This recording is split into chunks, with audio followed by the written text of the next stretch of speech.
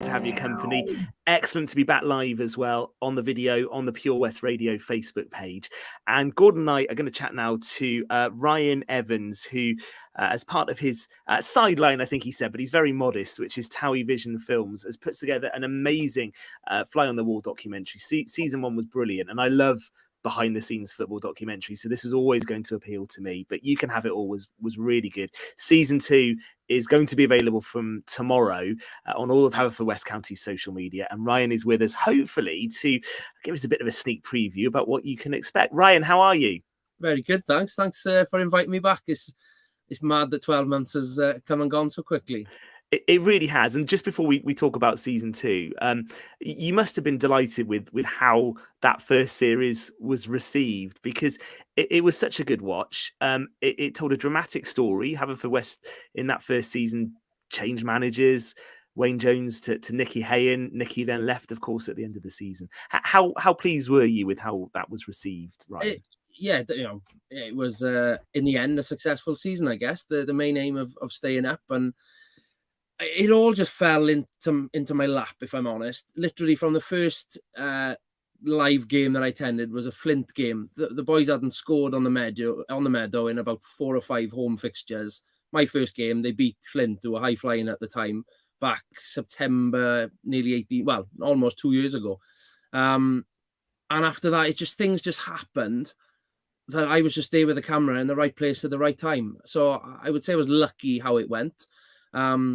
Who was to know that, the journey where we went on, the roller coaster ride that year. I think a lot of people, roller coaster was the sort of the key strap line to it all, because it was emotions that I didn't expect to capture, I guess. Yeah.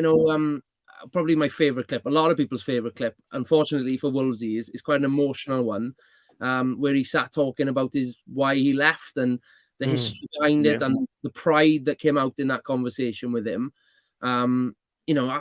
I wasn't expecting to capture that side. It was anger, I suppose, at losing games, or joy at winning them. I wasn't expecting people to almost, by their own accord. Ryan, I cried during episode 3, watching someone spill their heart, basically, about their decision making. So, looking back, it was a good journey to go through that season. Gordon will come in just a sec. Let me just ask you, though, going into this season, and we know how dramatic it was. I've watched the penalty shootout hundreds of times. I'm sure loads of people have. You just wonder, is it gonna go the right way this time? What were your kind of aspirations as a filmmaker going into this season? I've told Gordon many a time I'm blaming him, because I was, off the back of season 1, it was so dramatic and gripping, I guess. The content, it just fell into place for me. I didn't think it was possible to match that. So I was apprehensive, I suppose, going into it. Excited, and I wanted to do it, but let's just hope we have, not just a run-of-the-mill season, basically. But what ended up, just the fairy tale, I suppose, is my tagline for this year, because, started off, obviously, undefeated for 3 games, and albeit it was tongue-in-cheek, celebrating being top of the league for a couple of days. Then it was a bit of a bad spell, a couple of underdogs knocking us out of the cup and things like that. And then it went on a bit of a positive spell, and it was just ups and downs. And then post sort of January, the boys, it just clicked, and it was a real success. Journey, I think they lost twice in 15 games, I think it was in the end. And that's some run. I think where like the videography side of it came in, that story just was successive positives, 3 points, 1 point. There was no negatives, I suppose. And coming into the playoffs, I thought, and I've said, I would have rather lost in the final than lost in the semi, purely because getting to the semi and losing would have been like a bit of an anticlimax, if I'm honest, on the documentary. It would have been like all that build up. So I said, if we're going to lose, I'd rather lose in the final than the semi, purely because of the drama side of it. But of course, when we came through the semi, I was desperate for the win, for the fairy tale. And lo and behold, we did it the hard way. 240 minutes worth of nail biting, and I had to buy extra batteries for them. I bet you did. Go on, Gordon.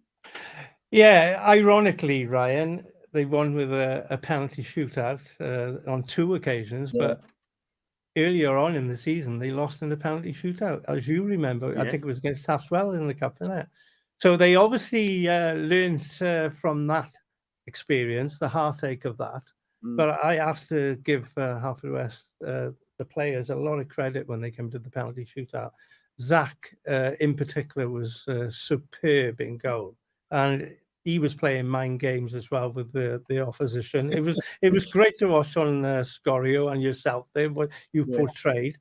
And now, you know, Europe, it's been 20 years since Haverfordwest last were in Europe. This is the second occasion. And now, are we going to see the journey continue? Can we expect anything from that? Good question. I won't confirm nor deny my camera going on an expedition this summer, should we say? Okay. I'm certainly hoping, all being well, we don't have Kazakhstan, but I'm hoping to get my passport. Well, my passport's ready. Yeah. I'm hoping to follow the boys home and away over the next few weeks. But yeah, watch this space, God. Okay, we will watch this space with great anticipation, I'm sure. Yeah, and maybe the chairman's watching as well. Maybe that will have been noted, Ryan, as well. I'm sure Rob will be watching right now. It's interesting actually, Gordon mentioning that penalty shootout defeat against Tafts Wells, because looking at the trailers that have been released, is that where season 2 will be starting with that game? Because that was a bad start, wasn't it, for Tony, really? Yeah, it does touch upon obviously Nicky leaving this time last year, when I think it was early July, when Nicky had that opportunity, and at the time it was a bit of a sort of, oh, here we go again. We got the recruitment process. Who are we going to be able to get in? And again, adds to the drama of it. Tony coming in it's just been a fantastic season. You know, different, the three of them. When you go back to Wolvesy, Nicky, and Tony, 3 different characters, but 3 great leaders in their own ways. You know, and what Tony's managed to do this year to start, you know, to achieve the dream of European football is testament to him and the staff around him. You know, they're a great team. Yeah. I see them, you know, regularly behind the scenes, and the preparations and the detail they have to go into to prepare. It's not just, you know, get out there and play, boys. You know, it's so much in depth. And I look back to when I was with the squad in Cymru South football. It's worlds apart to where it is now. You know, with due credit to, you know, there was good successful years back then, but you know, they're training more times a week. There's more analytics involved and sort of data, you know, and the fitness levels are probably better than they've ever been. They have to be, you know, in the Cymru Premier anyway, I know, but just, yeah, a really positive experience of it, I suppose. To be fair, Ryan, Tony's from a professional background, obviously, and he's introduced that into Haverfordwest County. But I just like the way he conducts himself as well. He seems such a level-headed, nice guy, but obviously he's got a ruthless streak as well. You have to have that as a manager behind closed doors, and he gets the players to play what he wants them to play. He's got the message across. And watching Haverfordwest in the tail season, I enjoyed them under Nicky Hayen because they were playing some lovely football then. But Tony has really got it methodically on the pitch as well. You can see players in certain positions, making sure they're defensively and offensively getting in the right areas where they should be. And obviously, that's a lot of the analysis that they've obviously been doing with Tony. But I can see, and also the signings as well. To be fair to Tony, he came in on the back end. It was Nicky Hayen's squad. It wasn't his squad. It's hard to inherit a squad and work with them, but he's done it. And he got to Christmas, and we were all thinking, "Oh God, is Haverfordwest going to get relegated? You know, are we going through this torrid last 6 again?" But he brought in a couple of players, offloaded a couple, and it made all the difference. It really did. We looked world beaters again then, didn't we? You know, like you said, he came in. It wasn't his squad. You know, there was a lot of ability in the squad, but they weren't his choice of players. You know, and he worked with what he had. He didn't have many weeks. You know, you guys know, see it. He didn't have many weeks. And all of a sudden, he was competitive. cup and league fixtures, and then, you know, as it's the nightmare scenario. I think Haverfordwest are cursed with injuries.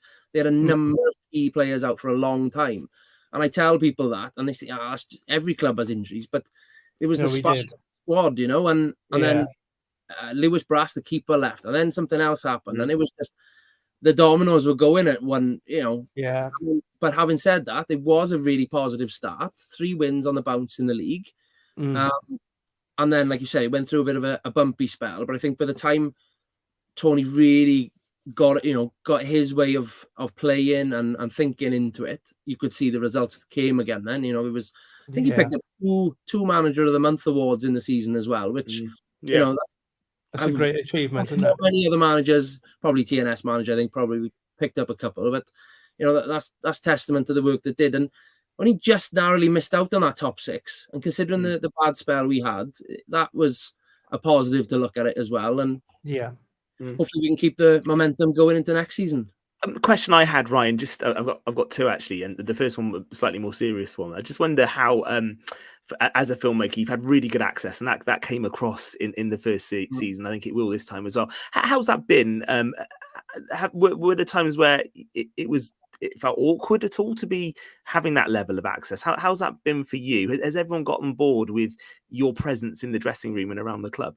Yeah, I think the hardest time of all was my first ever game. Like I said, that Flint game where, who's the new guy? You know, a lot of those boys I didn't know, but a lot of them I did. But why is he standing in the corner with a camera? You know, and I just tried to blend into the background as much as possible. But God said that Tony, you know, he's the boss. You know, he knows the calls to make. And, you know, like in every dressing room, there's good times. There's quite sort of feisty, I suppose the word, you know, quite sort of, you know, when the boys need a kick up the backside, they get one, you know, and that's the same in every football dressing room. So, I'm not there sticking the lens at all times when I don't need to. But, of course, I've got the opportunity to pick my moments, I guess.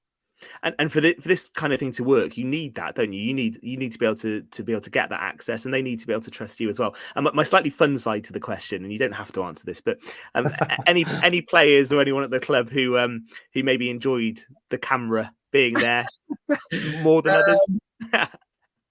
There's a few who don't like the camera, but then deep down, I think they love it as well. There's a couple of new ideas. I've watched, like you said, I watched them all, you know, all on the Netflix and Amazon ones. And I watched, in the last 2 years particularly, I watched them with a different vision, you know, a different view, because I'm trying to pick up, I really liked what they did there. I'm going to pinch that idea. Yeah. And the Living with Lions 97, the original, probably still the best ever, but they do play a cam. So that was something I wanted to bring into the mix this year of giving a player or 2 players my camera, my gimbals, or whatever it needs to do, and saying, off you go, take it away.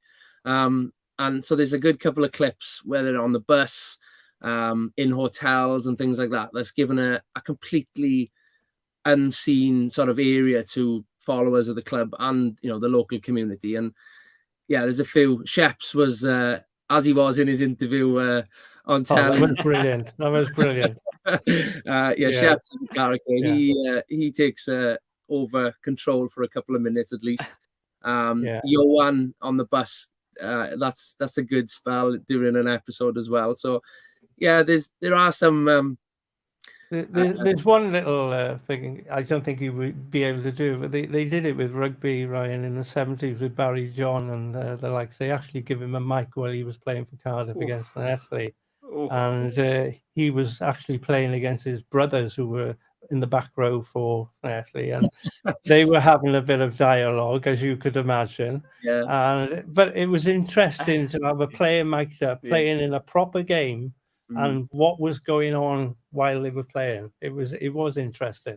It's tricky because I wanted it to be, you know, and this season is as well a PG friendly sort of project, you know, a series that the academy kids can watch, you know, because I'd like to think they're watching it going, that's inspired me, you know, I'm really going to stick at football, and one day I want to be you know, or playing on the meadow and playing at the National League level in Wales. So it's been hard when in certain times the language has been a bit blue. Yeah. And I've been sort of, I'd love to use this clip, but the edit would just be too tricky. It would be quite too jumpy. Why did he have to say that? Yeah. It's a different word. Yeah, no, I get that. Well, listen, Ryan, season 2 is going to be out tomorrow, and Haverfordwest County's social media is the place to be, isn't it? So if people look at the Facebook page, we'll stick it on as well on the Pure West, no doubt. All the details about where people can watch it will be on there. Yeah, it'll be going out probably. Yeah, I think there is a couple of tweets and posts on socials already gone out, but yeah, certainly tomorrow it'll be. You'll have direction to the YouTube channel 8 p.m. tomorrow night when the first episode drops, and then they're weekly for 5 weeks. And then, of course, the European fixtures will happen during the week 5 episode. Is it a box set available then, Ryan? It has been mentioned. Time for Christmas, God. Yeah. I know what Gordon wants for Christmas now. That's helpful. Ryan, excellent stuff. I think you quite rightly should be really proud of your work, because it's brilliant. And I think to document that season as well. I mean, the first one was good enough, but to document that second one, which will go down as a landmark season for Haverfordwest County, because as Gordon said, it's European football for the first time in 20 years. So to have played a part in that is something you rightly should be proud of. So we're looking forward to watching that season. Good luck with it. It will be really well received once again, I'm absolutely certain. And maybe if you do get a European tour, you might have to come back on to tell us about it if that happens. That'd be all right. Thank you both. Excellent stuff. Yeah, all right. Take care, Ryan. Ryan, thank you. We will take a moment on Pure West Sport, and we'll be back for the final part ahead of the Mood Train with KT, which is here at 9. We'll be back in just a few moments on Pure West.